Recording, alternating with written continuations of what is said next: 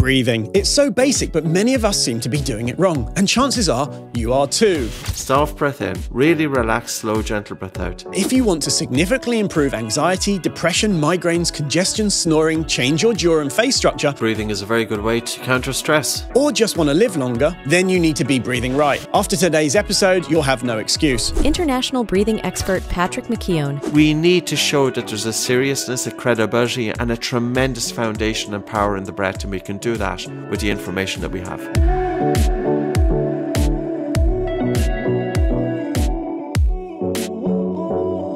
Welcome to the Health Optimization Podcast. I'm Tim Gray, the UK's leading biohacker.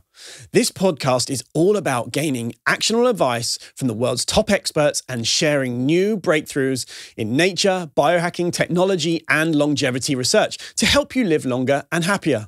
Everything I'm going to cover on this podcast are things I've learned from the world's top medical professionals, researchers, scientists, and authors in the health field. However, I am none of those things. I'm just someone with a very keen mind for figuring out how to be as healthy as possible and as young as possible while aging gracefully and learning from the best. My only bias is health. Now, breathing might seem simple, but actually it's a skill that needs to be honed, and mastering it takes practice. Find the right breathwork technique and you'll unlock the power of your brain and nervous system. And one expert whose methods have helped me immensely is Patrick McKeown, leading expert on breathing and sleep. Patrick is the creator of the Oxygen Advantage, a breathing method taught by instructors around the globe that helps you optimize your health, mental clarity, and performance. Patrick is also the author of the best-selling books, The Oxygen Advantage and The Breathing Cure, with his latest book being Breathing for Yoga. Patrick, welcome to the show. Thanks very much, Tim. Pleasure to be here. So the listener may be wondering, how the hell am I getting breathing wrong? I'm keeping myself alive, aren't I? Patrick, what would you tell them? Yeah, I suppose we're keeping ourselves alive. We can eat junk food and we can do a lack of physical exercise and we can do many things and we're still alive, but are we really alive? Breathing is one of those things that's very, very susceptible to change. And we live in a totally different environment now than the environment that we evolved in. And our breathing pattern changes. And it can become dysfunctional and it will depend on the person, and in some pockets, more people are impacted by dysfunctional breathing or faulty breathing than others. So we would say in the general population, it's about 25 to 30%. In the asthma population, the literature shows 30%, but I would believe it to be more. In people with anxiety and panic disorder, it's as high as 75%. In people with lower back pain, it's 50%. And surprisingly, a paper published in the Journal of Strength and Conditioning Research in 2022, looking at 1,900 athletes, it concluded that 90% have dysfunctional breathing from a biomechanical point of view. So I suppose, Tim, the question is, how do we determine if breathing is faulty? Because it's multidimensional.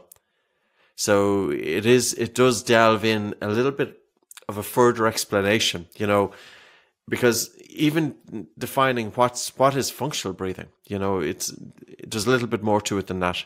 When I first heard about breathing, and I'm not talking obviously day to day, as in suboptimally, it blew my mind because I started seeing everywhere how people weren't breathing properly, and how I realized that I'd had a lifelong problem with breathing myself, waking with a dry mouth, waking with stuffy sinuses, bad breath, brain fog.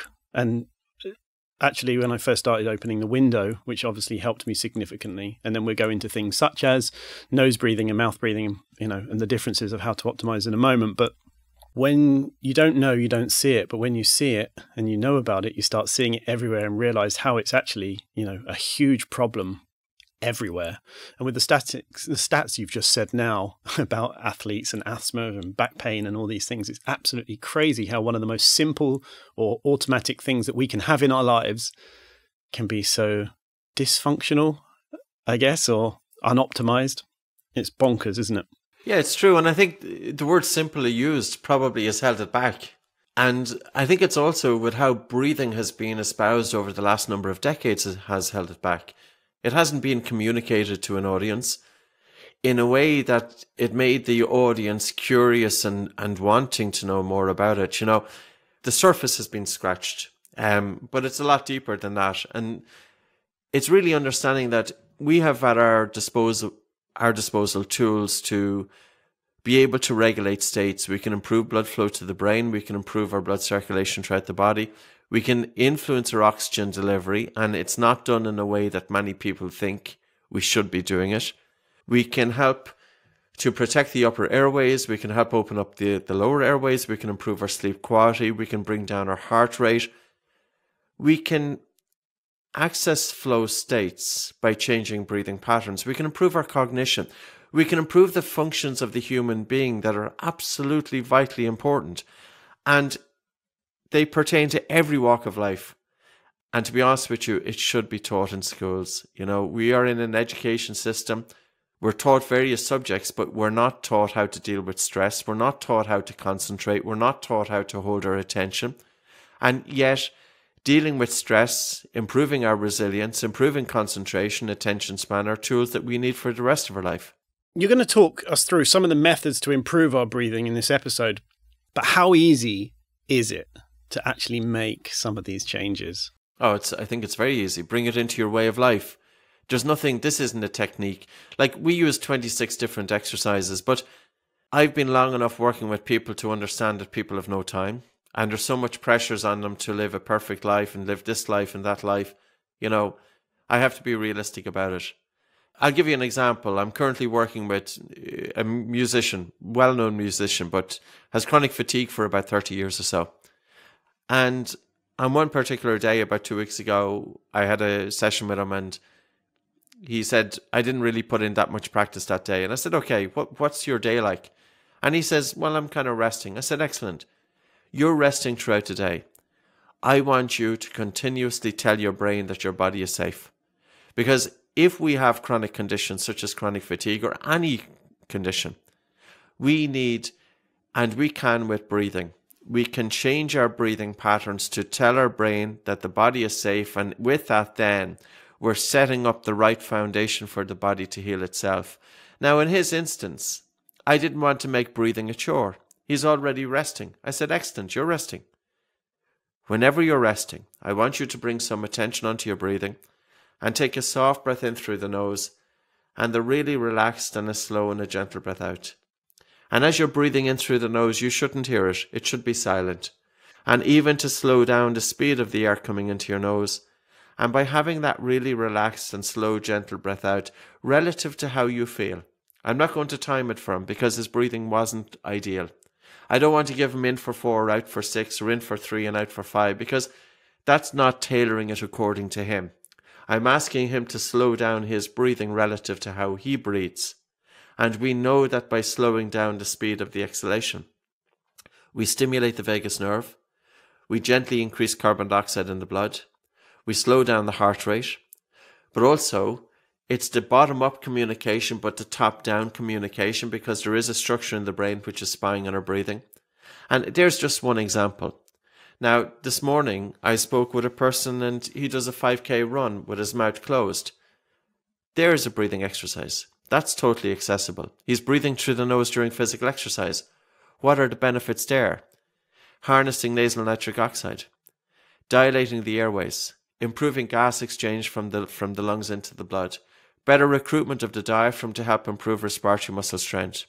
All of the communication going via the nose, via the olfactory nerve from the nose to the brain, increasing visuospatial awareness, increasing blood circulation, increasing oxygen delivery to the working muscles. And even when you're doing your physical exercise or any movement for that matter, by having some attention on the breath, you're taking your attention out of the mind. You have an awareness of your breathing, which will help to bring a quietness and a stillness to the mind, but you're also changing the physiology to improve blood flow to the brain. And this is a calming effect on the brain.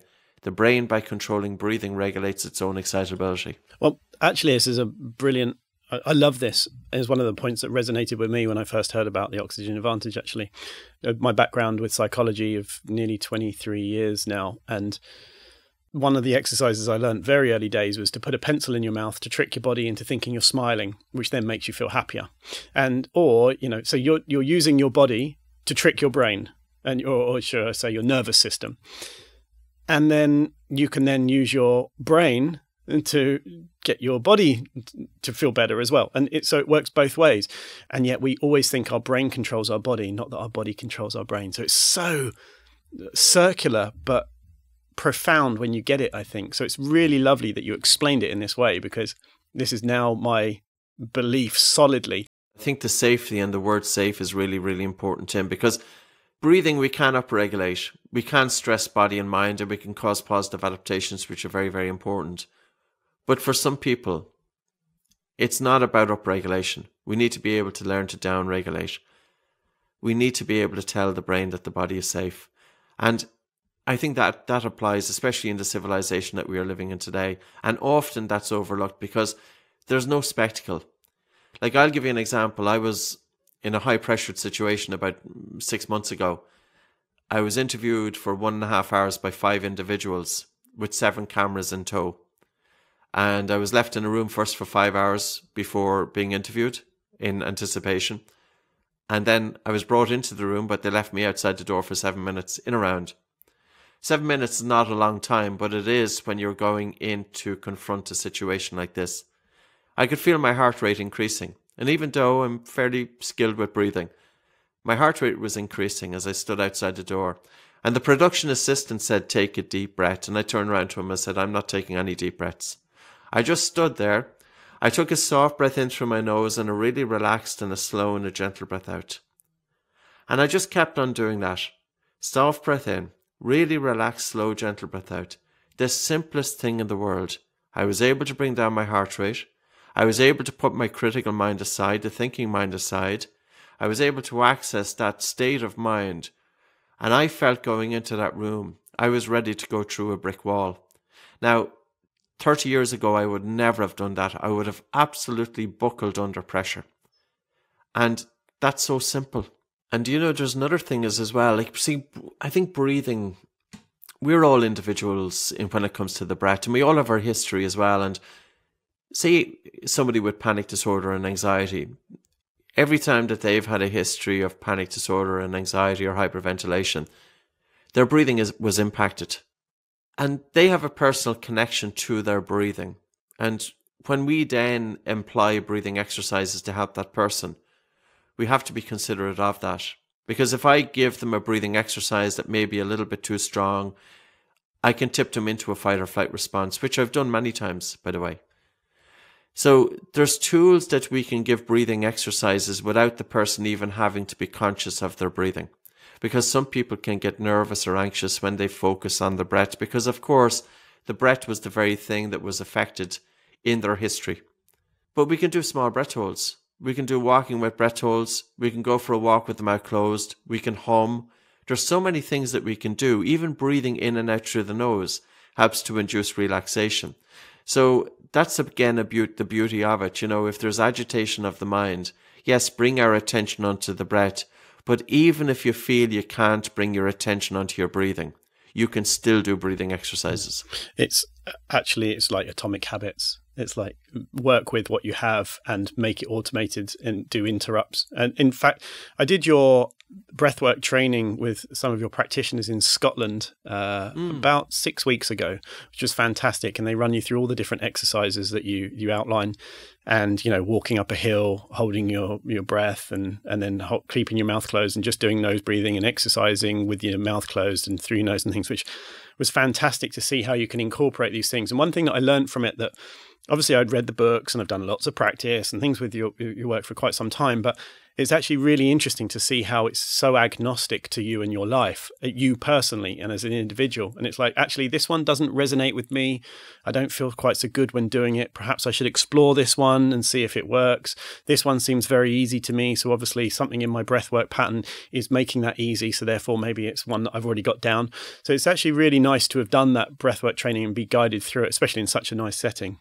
One of the issues I find with the biohacking or health optimization longevity space is there's fundamentals that we have to drive our health and our physiology and our mental health, the basics. You know, obviously sleep is one of them. Breathing, breathwork, oxygenation is another one, and that actually helps sleep. Now, there's hydration. With correct hydration, obviously, with the right minerals or electrolytes, which also helps with breathing and vice versa, movement, exercise, blah, blah, blah, blah. Point is so many people are looking for the quick wins of popping a pill or taking a drug or doing whatever that they miss the fundamentals. And the reason why, obviously, we're speaking today is because I consider breathing to be one of the fundamentals. And yet 90% of people I meet haven't ever even thought about optimizing their breath. One of the things that I'd like you just to briefly touch on right now is why breathing less means better oxygenation. I think intuitively we realize if we see somebody walking down a street and they're out of breath, we'll say, well, at the very least, the person is unfit. If you look at the breathing of people who are stressed and anxious or people who are quite unwell, their breathing is a little bit faster and harder, upper chest. It's not just that the condition itself is causing us to breathe harder and faster. That is true. But the faster and harder breathing is putting us into an increased stress response. It's tipping us into an increased sympathetic drive, which in turn is feeding back into the very condition. So breathing is that one function whereby if we can improve our breathing patterns to help bring the autonomic nervous system into balance. And one way to do that, there's a number of ways to do it, but nose breathing in and out is crucially important. The mouth has no function whatsoever when it comes to breathing, other than allow air straight down the throat, but it does nothing. Another aspect is breathing light. So when you talked about breathing less air, stress makes us breathe faster and harder. And if we have chronic stress, faster and harder breathing pattern becomes normal. And if we're breathing faster and harder all the time, it's keeping us stuck in that stress response. So in order to counter that and to improve our breathing patterns, instead of breathing faster and harder, we need to breathe light and slow. And as we gently soften and slow down our breathing to the point that we're breathing about 30% less air into our lungs, carbon dioxide isn't able to leave the body quickly enough, so it accumulates in the lungs. And as carbon dioxide accumulates in the lungs, it also accumulates in the blood leaving the lungs. Now, carbon dioxide isn't just this waste gas that we often hear bandied about, but carbon dioxide helps to dilate the blood vessels, 50,000 miles of blood vessels throughout the body, and the dilation is influenced by carbon dioxide in the blood. So, for example, if I was practicing really soft breath in and a really relaxed and gentle breath out, and softening my breathing to the point of air hunger, which anybody can try. You can even try it based on the instruction I've just given you. And I would say to you to try it.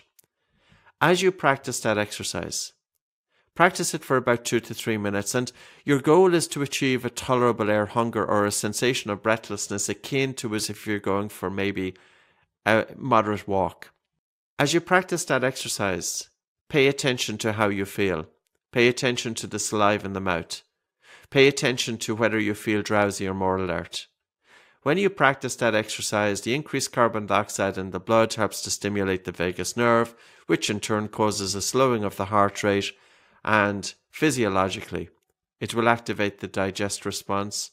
You know this by increased watery saliva in the mouth, and it will activate the rest response by the fact that you're feeling sleepy.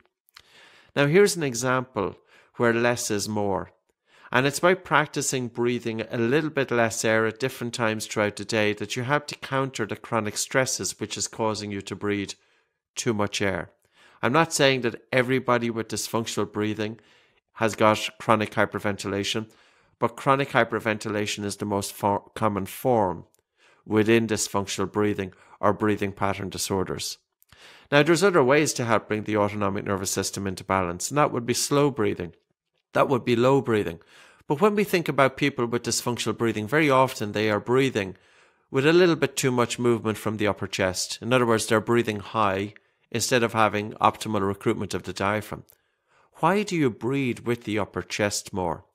Very often we breathe that way because we feel that we are not getting enough air. Our everyday breathing pattern feels effortful. And why do we feel that we're not getting enough air? It's because we are too sensitive to the accumulation of carbon dioxide, which implies that there's a problem with our breathing from a biochemical point of view. So even though breathing is multidimensional, there's some overlap between the different dimensions. And that's why when researchers look at breathing, they don't just look at breathing from one dimension. They look at breathing from 3 dimensions, and there could be more. If researchers look at breathing from 3 dimensions, then we need to be training breathing from 3 dimensions. But because breathing has been traditionally trained, you have your breathing guru, you have this instructor, and this is his or her way to breathe, and that's it. But tradition is holding back breathing, because as breathing evolves, as science evolves, even though, of course, the human physiology is the same, our knowledge of the body is improving. And that's vitally important, because I think it's very important to bring theory and to bring the science to breathing. There has been enough of the woo-woo. And there's enough of pulling information from thin air and saying, this is what, if you breathe this way, this is what will happen. No. People are educated now. And we need to show that there's a seriousness, a credibility, and a tremendous foundation and power in the breath. And we can do that with the information that we have. There are many breathing techniques out there. And many people, I imagine, significant amount of our listeners would have heard of the Wim Hof method. Your, let's say, way of breathing methods is called the oxygen advantage. How would you say they differ?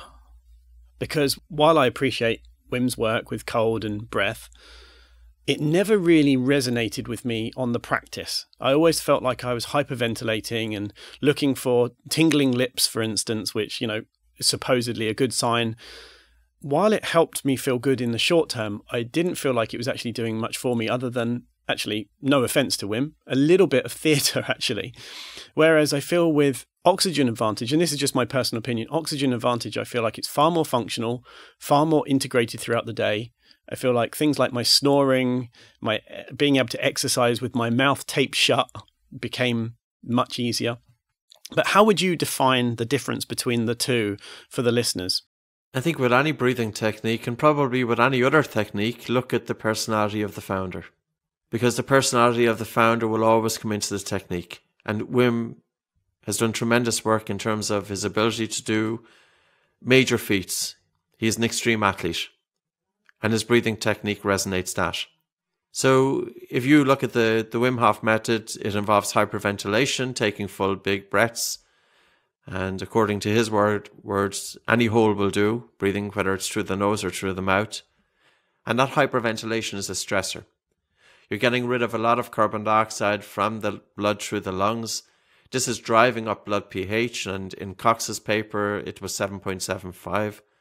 And this is causing arousal of the central nervous system. It increases neuronal excitability. There's a reduction of blood flow to the brain, reduction of oxygen delivery. And in some ways, it's almost as if it's a reset. See, during panic disorder and anxiety and hyperventilation in our everyday life, our breathing does become faster and harder. And in some ways, then the practice of breathing faster and harder in a controlled setting, as during the Wim Hof technique, it's training you not to associate harder and faster breathing during panic with fear, because it's almost desensitizing your reaction to it. I'll explain that again. You practice breathing faster and harder in a controlled setting. Then if you get into a difficult situation in your everyday life, the faster and harder breathing isn't going to be so off-putting because you're so conditioned and used to it because you've been practicing it during a controlled setting without the fear. The long breath hold is very interesting. If you hyperventilate, you get rid of so much carbon dioxide. Carbon dioxide is the stimulus to breathe, the primary stimulus to breathe. And once you remove that alarm to breathe, then you can hold your breath for a long, long time before you can feel the sensation to breathe again. And as you hold your breath for that long, long time, your blood oxygen saturation is dropping because your cells continue to extract oxygen from the blood, but you're not replenishing it because you've stopped breathing. And during the first cycle, your blood oxygen saturation may go down to about 85% or so. And then you hyperventilate again, and you hold your breath, your blood oxygen saturation may go down 70%, and then you hyperventilate again, and your blood oxygen saturation goes down to about 50%. It's a stressor. And with each cycle, the stress is greater. Now, I've got a couple of things about this, and I use stressor exercises, I use breath holding, and I've put people into panic attacks, I've put people into anxiety. And I'm cautious with stressor exercises because I've made mistakes and I've seen it. If I'm working with somebody with panic disorder and anxiety, the dose of air hunger is so small. The duration of the breathing practice is so small. I need people to dip their toes into the water. And it's not just about stressing the body and mind. We need to be teaching people, how do you recover? It's not about, okay, I understand there's tremendous capabilities when we put the body into a controlled stress. But how much is a good stress? And when does a good stress become a bad stress? That's an individual thing.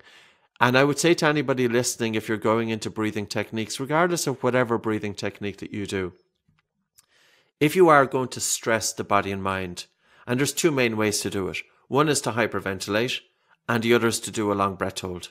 They're the two main ways. So you can look at any breathing exercise and you can say, okay, is this a stressor? Is it up-regulating me, or is it down-regulating me? To down-regulate, it's about breathing in and out through the nose. To down-regulate, it's when you have a really slow and relaxed and gentle exhalation, or you breathe in, you breathe out, you hold your breath for a short period of time.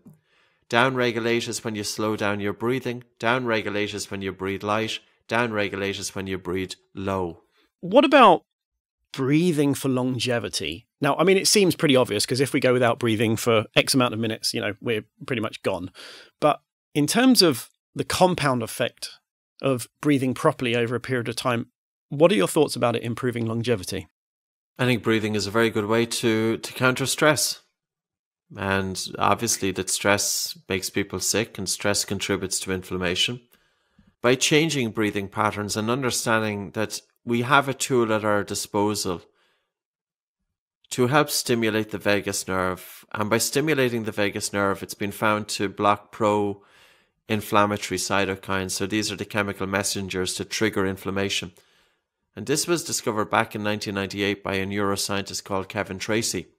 And at the time he was working on a rat, and he stimulated the vagus nerve in the rat. He found it could block inflammation. And then he worked with humans, stimulating the vagus nerve. And there's different ways of stimulating the vagus nerve. And it's this nerve that's wandering throughout the human body. It's innervating the major organs, and 80 to 90% of the communication of the vagus nerve is from the body up to the brain. There are a few ways of stimulating it. Of course, humming is tremendous. And humming isn't just stimulating the vagus nerve, but it's also increasing the production of nitric oxide in the nasal airway. And it's slowing down the breath itself to activate a relaxation response. But also any exercise that we do which will improve recruitment of the diaphragm, that will help to stimulate the vagus nerve, slowing down the breath to between 4.5 and 6.5 breaths per minute. And it's not just, say for example, now let's look at everyday breathing.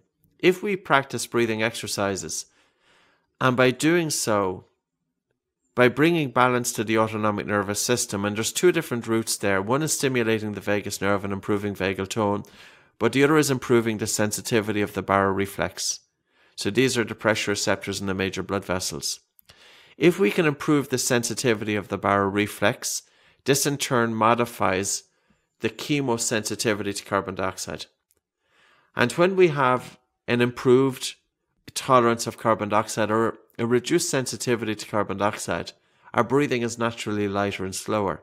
So then in our normal everyday breathing, we have a reduced respiratory rate. We have a slower exhalation. We have a natural pause at the end of exhalation. And somebody who breathes this way is more likely to be more relaxed and better able to counter stress versus somebody who's breathing a little bit faster. And when I talk about faster respiratory rate, I'm not just talking about the respiratory rate. It's also, of course, if you're breathing upper chest or irregular breathing, in other words, faulty breathing, which is a habit, which can be trained. If we have a constant faster and harder breathing and upper chest breathing, it is more likely to keep us stuck in that fight or flight response, increased inflammation, and increased risk of disease. If this conversation has got you inspired, whether you're new to health optimization, longevity, and biohacking, or just want to learn more, the best place to hear the most effective and up-to-date knowledge is the Health Optimization Summit. This is where I bring together the world's top researchers, authors, pioneers in the field, people like Ben Greenfield, Dr. Jolene Brighton, and Patrick himself. We also showcase the most cutting-edge health tech on the market. You can grab a ticket at healthoptimization.com. Can breathing better relieve regular headaches and migraines? Because for me, I had a history of them. There was various reasons for it, but I found that my migraines and headaches have reduced to almost zero since breathing properly. What do you find generally with, who you work with? With some people I've seen results, with some people I haven't. I can't always say that we can help, especially with migraines coming in. I got sometimes a little bit frustrated with it. You can have a headache as a result of stress. So on that basis, by teaching the individual to be able to better cope with difficult situations by changing their breathing patterns, that they are not going into hyperventilation. What is hyperventilation? It's not an acute situation of hyperventilation. That's 1 or 2%. We're talking about chronic hyperventilation when our breathing is just a little bit faster and or harder. That's all. To cause an increase of minute volume, which causes a lowering of carbon dioxide, which reduces blood flow and oxygen delivery to the brain, which can bring on a headache. So headaches can arise as a result of hyperventilation. Now, headaches can also arise as a result of hypoventilation. If I'm working with a client and I do too many breath holds, I can bring on a headache with that person. Or if they go for a jog with their mouth closed and the carbon dioxide is, reasonably high during that period of time. It won't be that high, but reasonably high. It could bring on a headache. So I have seen results with people with headaches and migraines. I haven't always seen 100%. So I would say to individuals, if I'm not sure, do you find that you experience headaches and migraines as a result of stress and challenging situations in your life? And if the answer is yes, I say, let's teach you breathing exercises because it will help to counter the stress response. So I just wanted to touch on, 2 more questions actually before we wrap up, Patrick. But some people have stuffy noses when they don't even have a cold, and they're doomed to mouth breathe anyway, which I hear very frequently from people. Myself, I used nasal decongestant spray for quite some time, which can be quite damaging and very addictive because you can breathe so well with it. But, is there hope for them, and can we help open up their sinuses? Now, obviously, people that get a stuffy nose after drinking red wine or having aged meat, which are histamine-based things, or chickpeas, you can have DAO enzymes, which are, enzymes that break down histamine, which then helps relieve the sinuses. But for those that aren't necessarily histamine intolerant, what hope is there for people to nose breathe instead of mouth breathe when their sinuses are stuffy all the time? Oh, you can easily decongest the nose. We did a pilot study on this in Limerick Regional Hospital in Ireland back in 2013, and it was published in the Journal of Clinical Otolaryngology in 2013. 26 patients with asthma and chronic rhinosinusitis, looking at their rhinosinusitis, which is a stuffy nose in a nutshell, from a visual analog scale, from the nasal obstruction symptom evaluation, and also from what's called the SNOT test, the Sino-Nasal Outcome Test. These are validated questionnaires in an ENT department. We had a reduction of 70% of symptoms at 3-month follow-up. That's without medication. Now, I thought that this pilot study would spur on a clinical trial. It never happened. See, the problem with breathing is that it doesn't really generate a whole lot of profit, and you can't sell a product on the back of it. But it doesn't mean, the lack of evidence doesn't mean that it doesn't work. It's been known since 1923 that if you want to open up your nose, you hold your breath. I'll show you how to do it, but I will say this, be careful if you have a history of anxiety or panic disorder or cardiovascular issues. Go very gentle. If you're pregnant, please don't do it. Because to decongest the nose, you need to stress the body a little bit. The exercise is very simple. Take a normal breath in through your nose and out through your nose, and just gently hold your nose to stop breathing. And you nod your head up and down, and you can even do it for a count of 10, 9, 8, 7, 6, 5, 4, 3, 2, 1. Let go, breathe in through your nose. And that exercise there, it's only for a count of 10. You'll start to feel some alleviation that the blood vessels in the nose will start to shrink as a result of doing that. Then wait a minute and do it again. And if you can do it for 15, do it for 15. If you can do it for 20, do it for 20. And ideally, if you can hold your breath for 30 seconds. So you are pushing it a bit. And if you're doing, you're holding your breath until you feel a moderate to strong air hunger, that will help to decongest the nose. Now, that's a short term. But if we improve breathing pattern, then we have a long term that the nose is better functioning. And by improving breathing pattern, we're looking to normalize minute volume. And you know that your improving breathing pattern is based on the Bolt score that we use. So the Bolt score is also worth considering, because sometimes people are, they're saying, well, I've got good breathing. Well, okay. Is there a simple assessment tool to assess your breathing? And maybe this was your last question. I'm not sure, Tim. But I might as well go through the Bolt. It stands for the body oxygen level test. It's also the control pause from the Buteyko method. To measure this, you take a normal breath in and out through your nose, you hold your nose, and you time it in seconds. How long can you hold your breath for? Until you feel the first definite desire to breathe, or the first involuntary movement of your breathing muscles. And then when you let go, your breathing should be normal. An easier way to think of it is as follows. Take a normal breath in and out through your nose and hold your nose. And hold your breath for as long as you can, but still have normal breathing when you resume breathing. So that's the key. Hold your breath for as long as you can, but still have normal breathing when you resume breathing. Your Bolt score, if it's above 25 seconds, there's an 89% chance that your breathing is functional. If it's below 25 seconds, your breathing has room for improvement. And I will always say to clients with stuffy noses, you are going to have a stuffy nose until you get your Bolt score a minimum of 20 seconds. So in the short term, we can decongest the nose by holding the breath. In the long term, switch to nose breathing and practice breathing exercises such as nose breathing during physical exercise, during rest, during sleep, light breathing, slow breathing, low breathing. You can do breath holds, which are tremendous, a controlled stress. And all of that will help improve your breathing pattern, and your nose then is more likely to stay open. So you'll know by your Bolt score. Now there's two other ways to help decongest the nose. One is by doing physical exercise with the mouth closed. Naturally, the nose opens up because the body is in anticipation of increased ventilation as a result of the physical exercise. So the human body is amazing. And this is why when people say, well, should I be breathing through my mouth or nose during physical exercise? Your body knows that when you do physical exercise, that you are going to need more air, and it naturally opens up the nose to help with that. Now, the third way is having sex. If you have sex, it opens up the nose. So people have a choice. There's three ways there. I know which one I would go for. In fact, compound effect, let's go for all of them. So it takes me on to a question I want to put in here, because obviously sleep is fundamental to health and longevity, and snoring impacts that very heavily. So something I incorporated, which I know you're a big proponent of, is mouth taping to force us to nose breathe.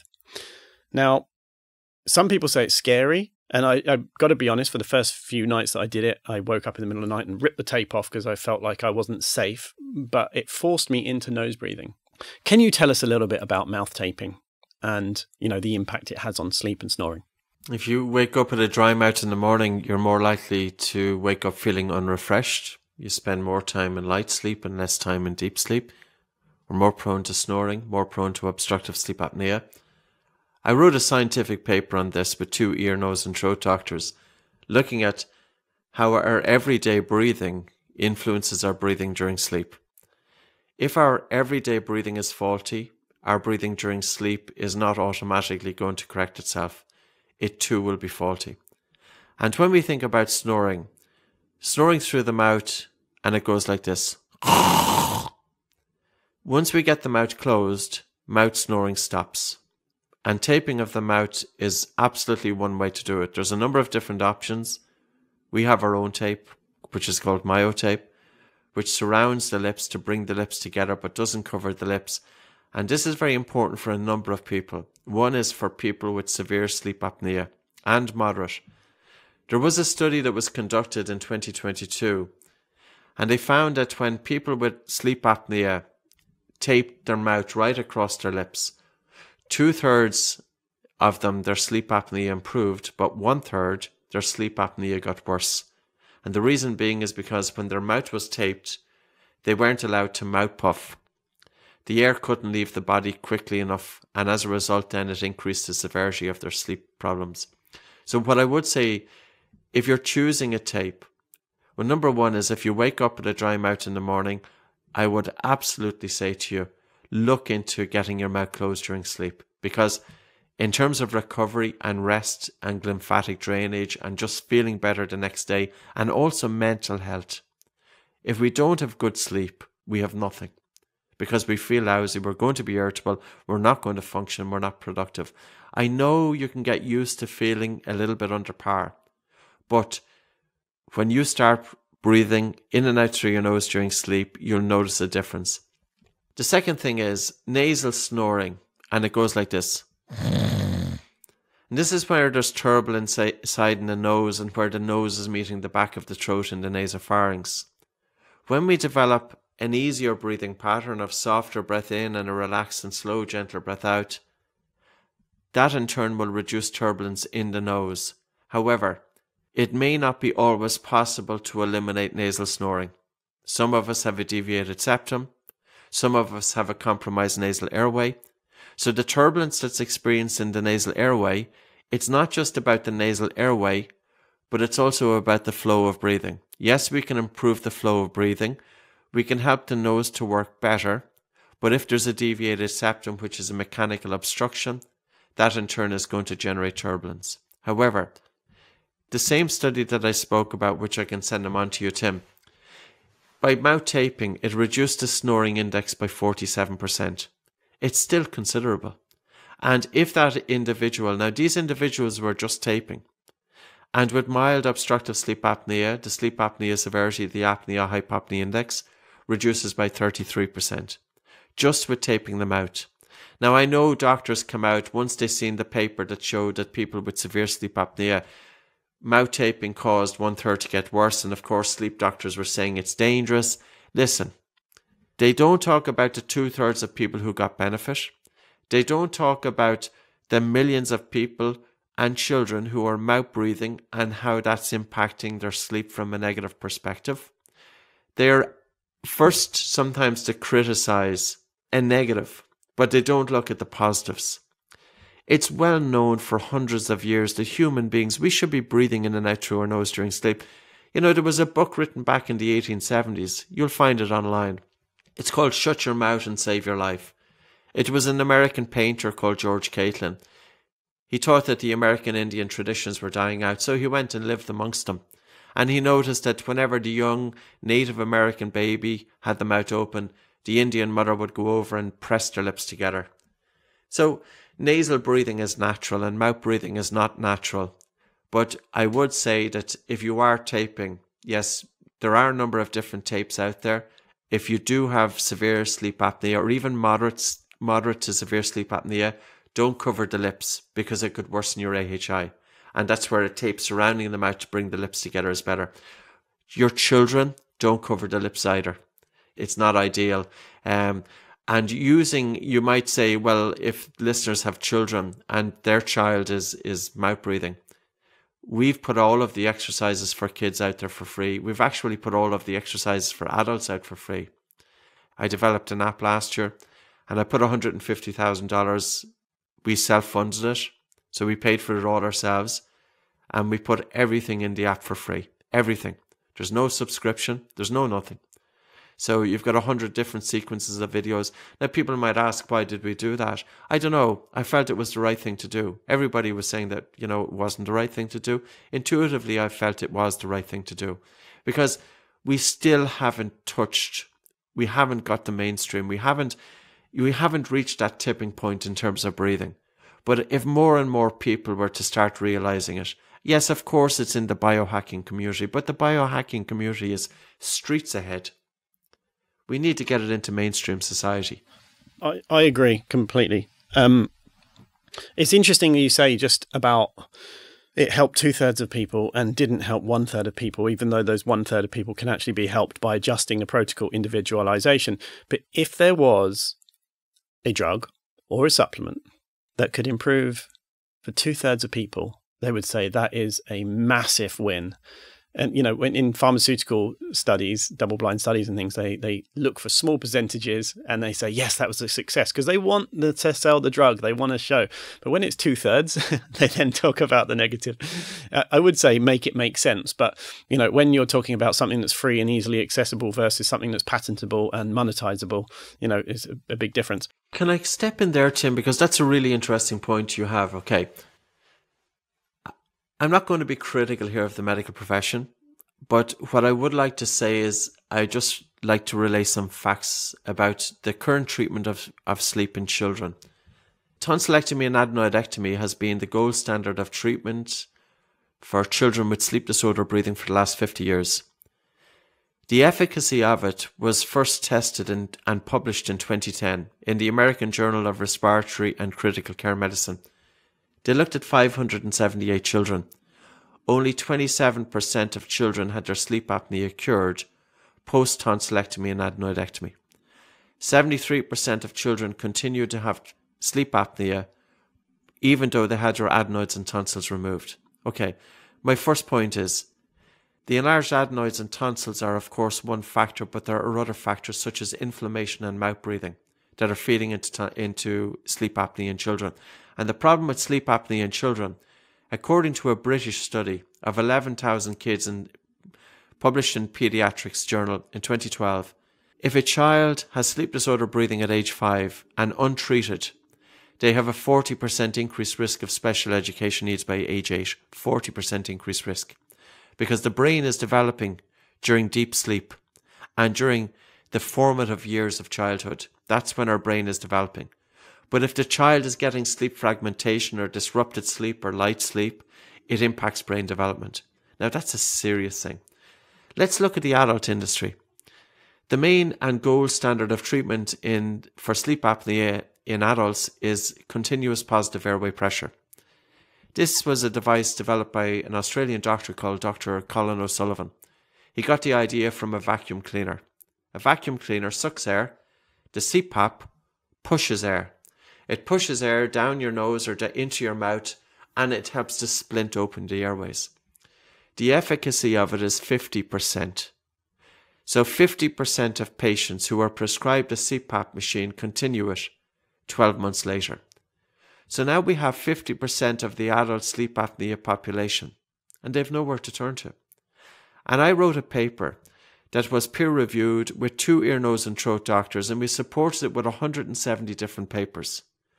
We have not had 1 ounce of interest in terms of a randomized, double-blind, controlled study investigating how can adults improve their everyday breathing patterns to improve their sleep.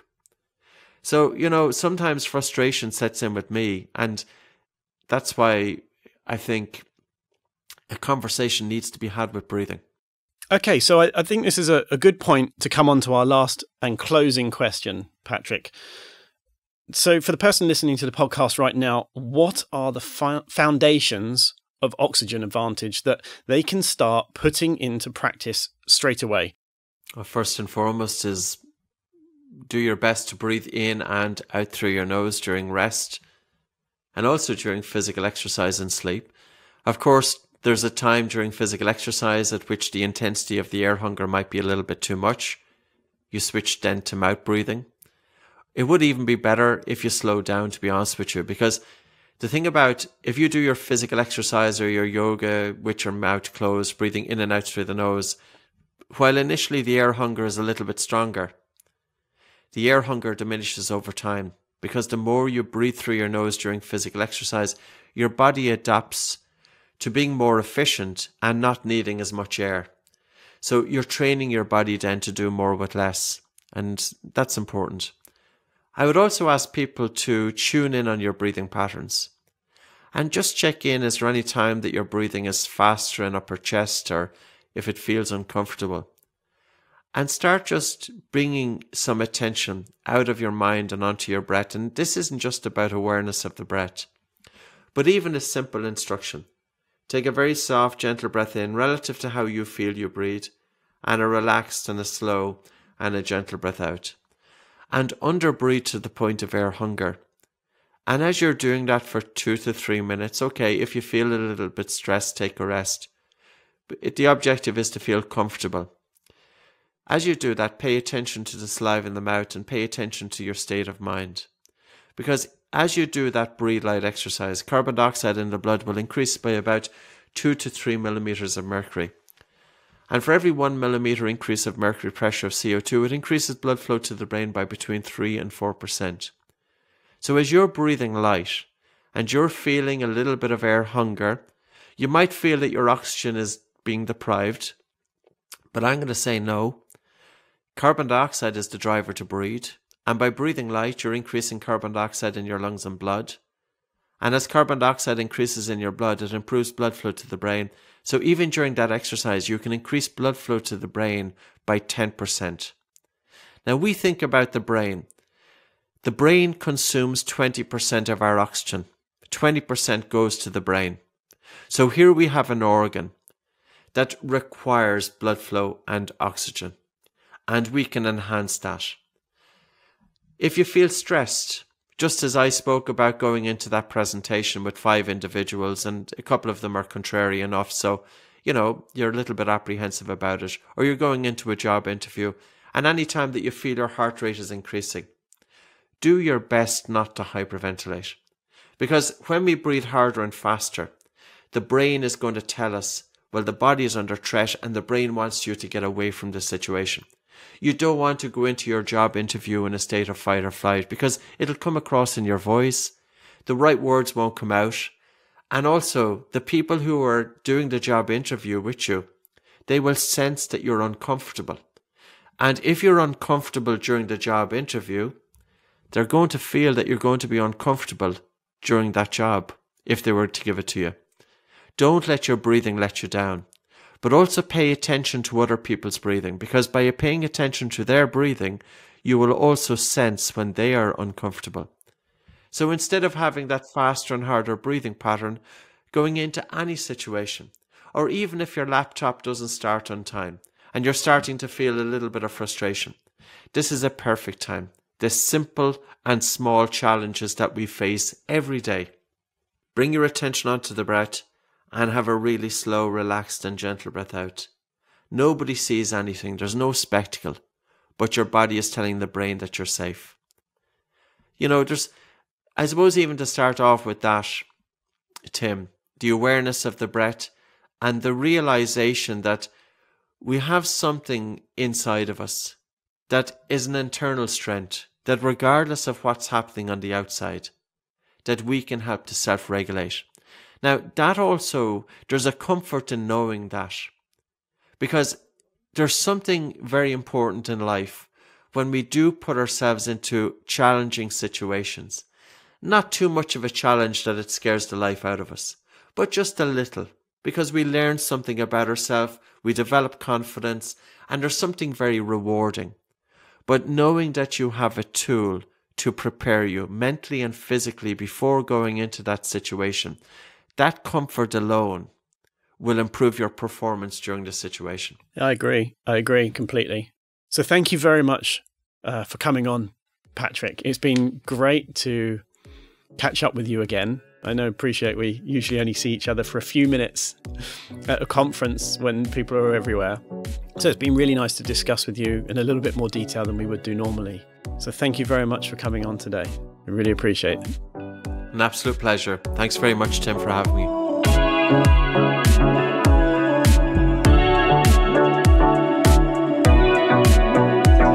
A massive thank you to my guest, Patrick McKeown. You can find more information about Patrick and the Oxygen Advantage at oxygenadvantage.com. He's also got a podcast if you want to hear more from him.